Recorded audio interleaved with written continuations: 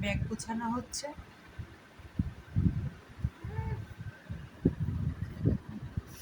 আমার 3 বাচ্চায় একই জায়গায় বসে।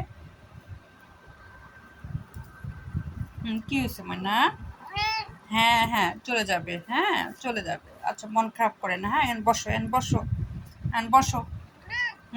বসো। তাই মনে হচ্ছে ওদের মধ্যে বিদায়ের ঘন্টা বেজে গেছে। ওরা খুব মনোযোগ সহকারে সব কিছু খেয়াল করছে, আর একটু মনে হচ্ছে মনও খারাপ টাইসনের। দেখুন আমি টাইসনের অবস্থা দেখে আসলে খুব মানে অবাক হয়ে যাচ্ছি। কাপড় গোছানোগুলো আসলে পার্ট বাই পার্ট। এই দেখুন ওরা দেখুন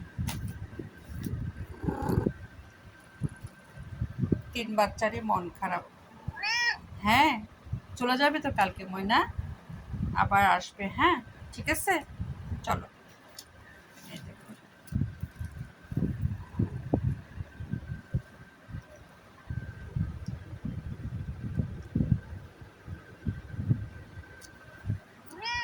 হ্যাঁ কি, হ্যাঁ আমি বুঝছি তো, তোমার মন খারাপ হচ্ছে আমি বুঝছি। 3 বাচ্চার কাছে বিদায় নিয়ে আমার মেয়ে চলে আসলো।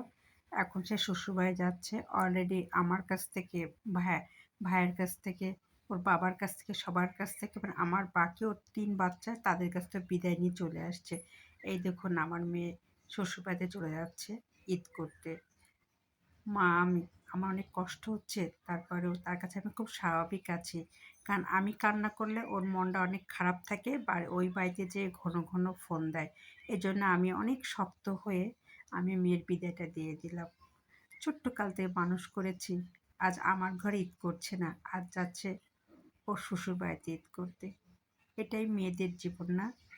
কত সুন্দর! ছোট্ট সে শিশু থেকে